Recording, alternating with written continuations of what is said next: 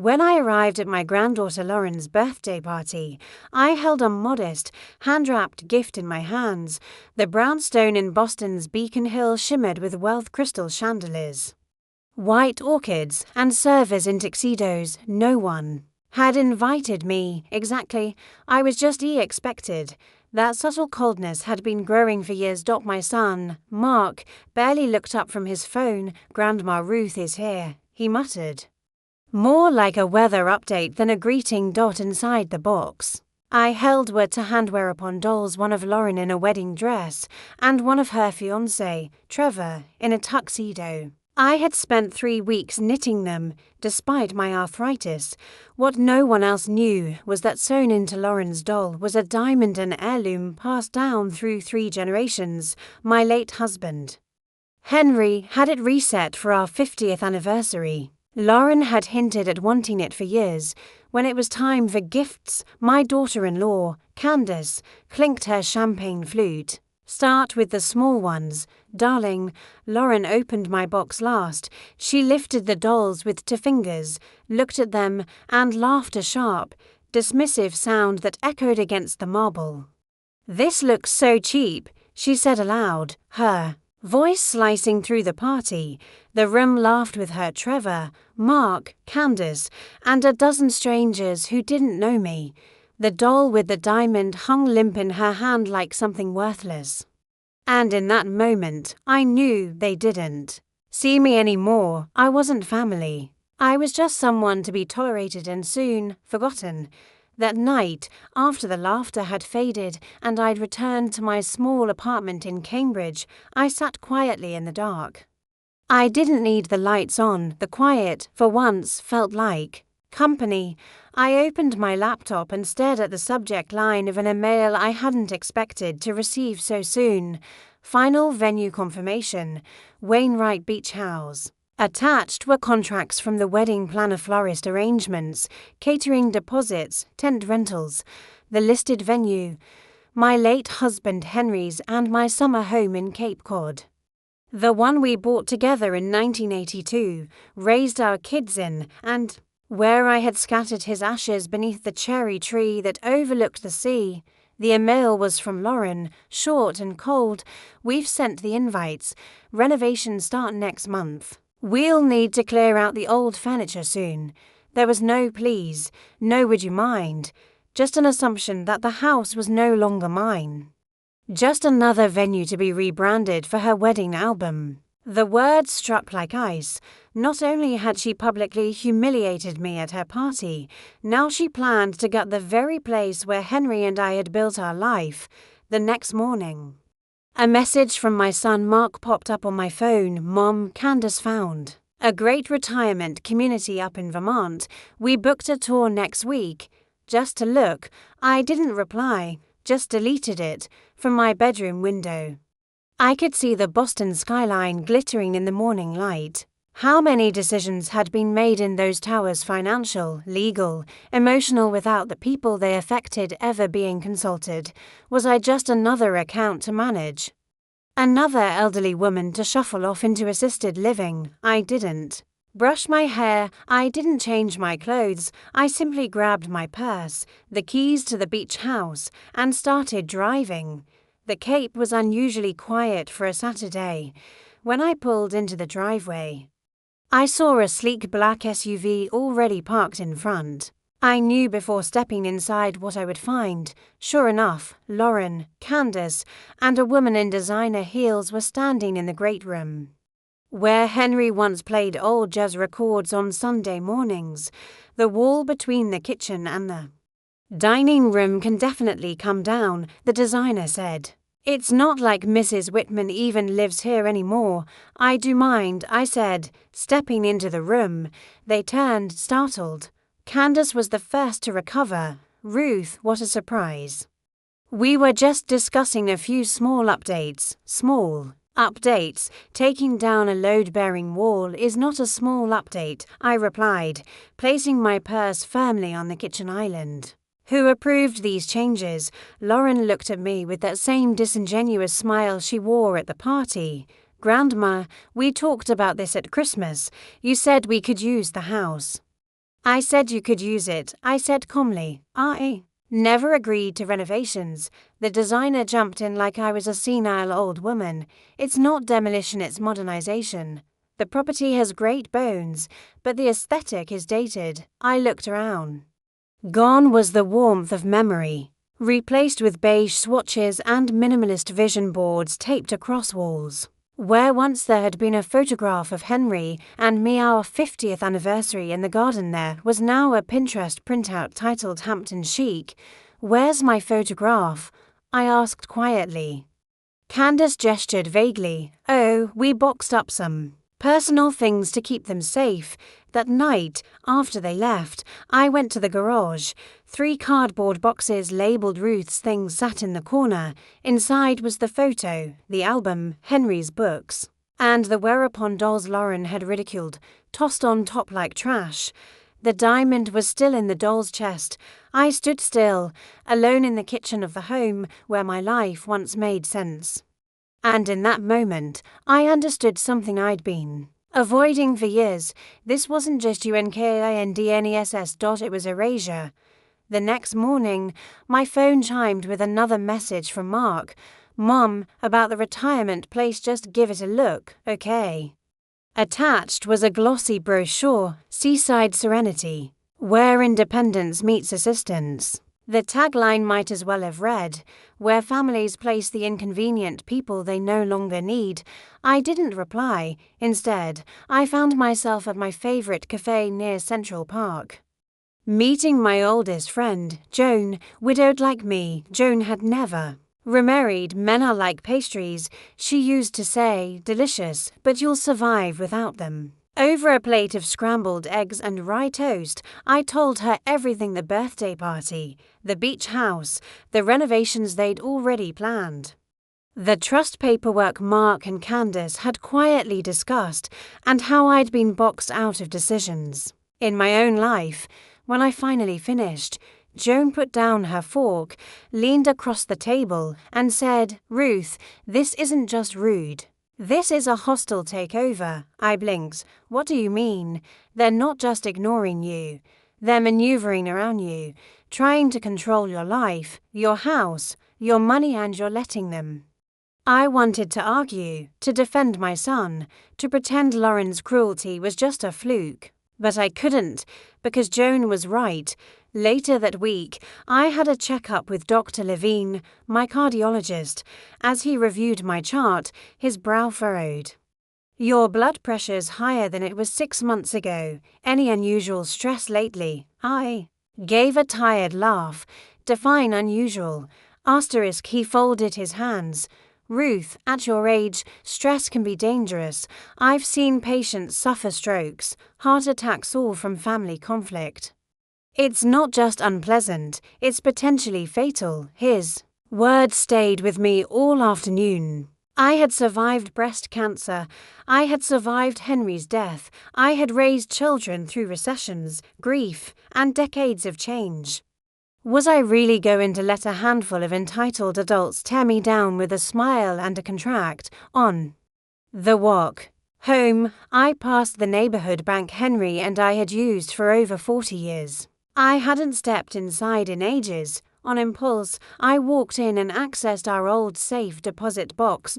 Everything was still there. Our marriage license, his coin collection, life insurance policies. And most important, the original deed to the Cape Cod house in my name alone. That evening, my grandson Tyler called. Unlike his sister, Lauren, Tyler had always seen me, really seen me. Grandma, he said, are you okay? You left the party kind of abruptly. I told him I was fine. He hesitated. I found something. Dad left some financial documents. In the printer, second mortgages, credit card balances, failed investments. I think they're in trouble. As he spoke, I logged into my bank account. 3 failed login attempts from an unknown device had been flagged. This wasn't just about a wedding. It wasn't just a matter of taste or clashing generations. It was a quiet, calculated move dressed up as family concern. They wanted my home, my assets, my consent, and they weren't even bothering to ask any more. Enough, I'd spent too long. Apologizing for taking up space, for surviving my husband, for having resources they now saw as theirs. So the next morning, I called Henry's old friend, Marcus Aldridge, an estate attorney known for keeping things quiet. We hadn't spoken in over a decade, but when he heard my voice, he simply said, "Ruth, what's wrong?" We met that afternoon at a corner table in a quiet cafe. He looked older, grayer, slower, but when I laid out the documents, the emails, and Tyler's warning, his eyes sharpened. "They're drowning financially," he said, "and if you don't act soon, they'll pull you under with them." I nodded. Then it's time I stop reacting and start responding. The moment I left Marcus Aldridge's law office, I felt like someone had cut a weight from my shoulders. Not because the situation was resolved, it wasn't, but because I finally saw it for what it was. A power grab cloaked in concern. That clarity gave me the courage I hadn't known I'd been missing. That evening, I sat at my kitchen table in Manhattan, the deed to the Cape Cod beach house resting beneath my fingertips. 40 years of memories, and yet it had become a bargaining chip for people who no longer saw me as a person, just a resource. So I made a call to Danielle Carter, a discreet real estate agent Marcus recommended. "I need to sell my Cape Cod home," I told her. There was a pause on the other end. "Mrs. Whitmore, that's a valuable property. Most beachfront listings take a while. This one won't," I said, "if we keep it private and move fast." Danielle understood. Within 72 hours, she had a serious buyer, a tech entrepreneur from Boston, and his wife. They were prepared to meet my asking price in full and close within 40 days. Most importantly, they valued privacy. I said yes. 2 days later, I returned to the beach house alone. I moved from room to room, tracing my hand along the oak banister Henry sanded himself, the fireplace where we used to drink cocoa on winter weekends, and the windows that framed the Atlantic like a painting. On the kitchen counter sat a wedding planner's schedule, notes on tent placement, catering layouts, and a swatch of blush-colored napkins taped to my cabinets. I tossed it all into the trash. The day the photographer came to stage the house, I made sure every photo album, family, heirloom, and memory was boxed and removed, not because I didn't care but because I did. And I wouldn't let strangers walk through a house full of ghosts. Then, just as I was locking the door, a silver sedan pulled into the driveway. A woman in heels stepped out, clipboard in hand. "Mrs. Whitmore, I'm here from Evermore Events, just doing a site check for the wedding tent." I gave her a gentle smile. "No need," I said. "The wedding plans have changed." Her stunned expression told me Lauren hadn't informed her yet. That was fine. She'd find out soon enough. Back in the city, I met Tyler for dinner. Over roast chicken and mashed potatoes, his childhood favorite. I told him everything. The sale, the closing date, how it would all happen before the wedding. His fork paused midair. "They're going to lose it," he said. "Probably," I answered, "but it's my house. And they lost the right to assume anything when they stopped treating me like family." Later that evening, Tyler asked something I hadn't expected. "Grandma, is this because of what Lauren said about the dolls?" I paused. "No," I said, "it's because that moment showed me exactly how they see me. And once you see something that clearly, you can't unsee it." The fallout came fast. By 11:30 that night, my phone lit up with missed calls. David, Candace, Lauren. Frantic texts poured in. "Please tell me this isn't true. We've sent invitations. This will ruin everything." I silenced the phone and slept better than I had in weeks. The next morning, David appeared at my apartment, sweaty from a jog, furious. "You're sabotaging your granddaughter's future," he shouted. I stirred cream into my coffee. "No, I'm reclaiming mine." He paced the kitchen, throwing around words like betrayal, family, legacy, but he couldn't hide the truth anymore. "I'm in trouble, Mom," he finally admitted. "The Westridge project collapsed. I need capital, fast." So that was it. "It's not concern," I told him. "It's control. And I'm done being managed." The house would be sold. The proceeds moved into protected accounts. For the first time in years, I wasn't just someone's mother, or someone's grandma, or someone's retirement plan. I was Ruth Whitmore, and I had just taken my life back. By the time the sale paperwork was finalized, the storm had already hit. The night before the final documents were signed, I received a flurry of voicemails. David's voice, sharp and cold. "We need to manage this fallout." Candace's message came next, clipped and scathing. "You've hurt this family more than you know." Then there was Lauren. 16 messages in a row, her last one all in capital letters. "My life is ruined and it's your fault." I turned the phone face down and didn't respond. For once, I didn't feel the need to explain myself. There was nothing to explain. 2 mornings later, Judith called. She had bumped into Lauren at Bloomingdale's. She was returning wedding gifts, Judith said, crying.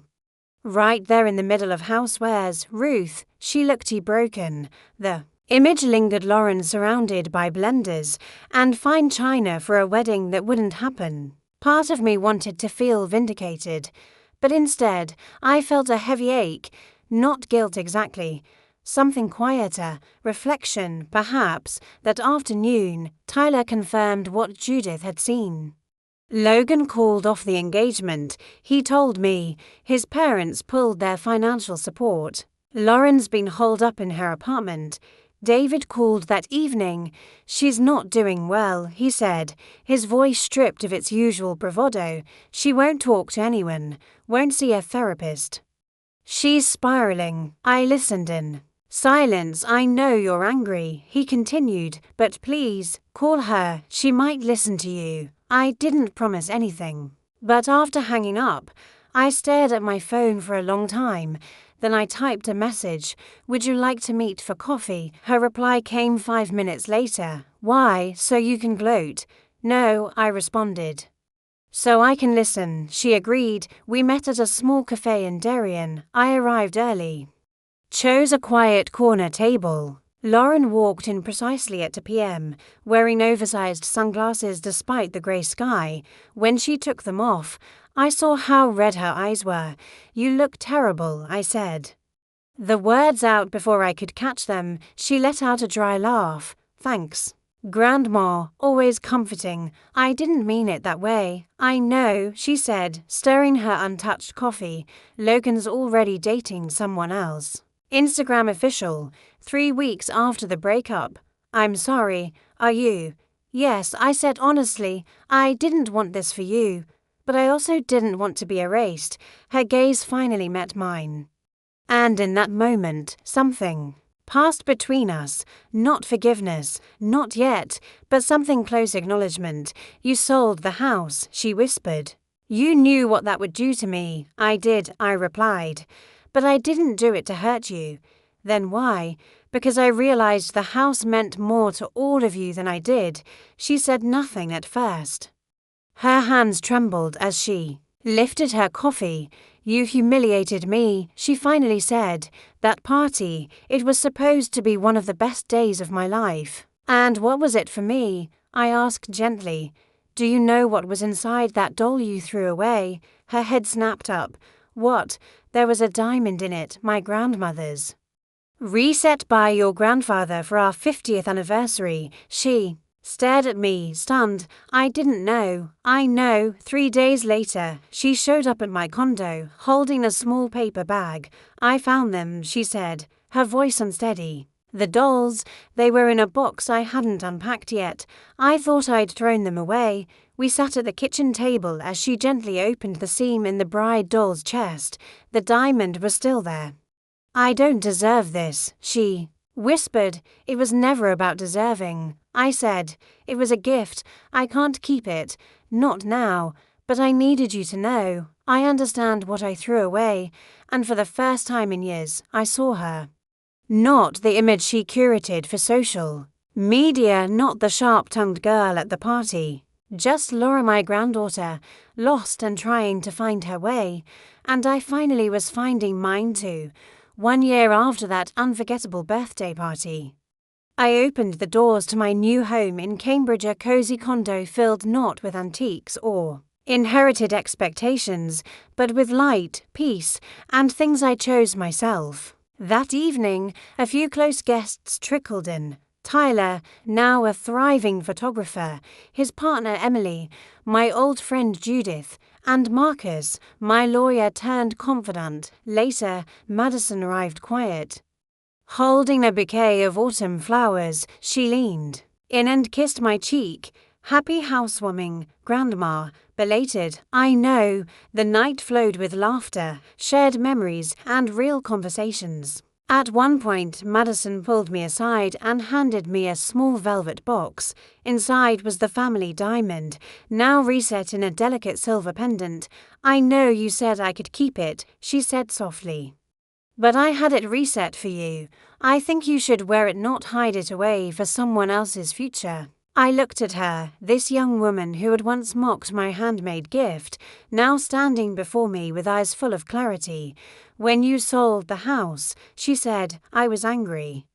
But it made me confront who I'd become and who I still want to be, and in that quiet moment, something mended. Sometimes, standing up for yourself means letting go of the things, even the people you love, to finally be seen, not for what you can give, but for who you are. It's never too late to reclaim your voice, your space, and your worth. If this story touched your heart, share your thoughts in the comments and don't forget to subscribe for more true stories that heal, inspire, and remind us that dignity has no expiration date.